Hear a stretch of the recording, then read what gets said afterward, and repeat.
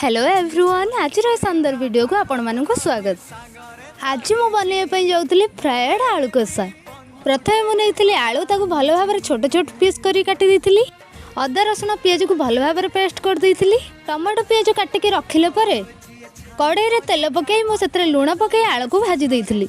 से ही कड़ाई बर्तमान मुझे पकई किसी तेल जीरा और पियाज पियाज भल भाव होगला मुझे लंका गुंड पकई बाटिक रखी मसला को पकई से टमाटो पकई भृषंग पत्र हलदी गुंड लंका गुंड लुण पकई मुझे चिकेन मसला गरम मसला और करी पाउडर ताको मसला उपर ढाली दे भल भाव गोलई सारा भाजिक रखि आलू को पकई अल्प किसी पानी मुझे सिझाई आपण मैंने तो रिजल्ट देखिपे केमी सुखा सुखा देखा कलर भी बहुत ही बढ़िया आसला।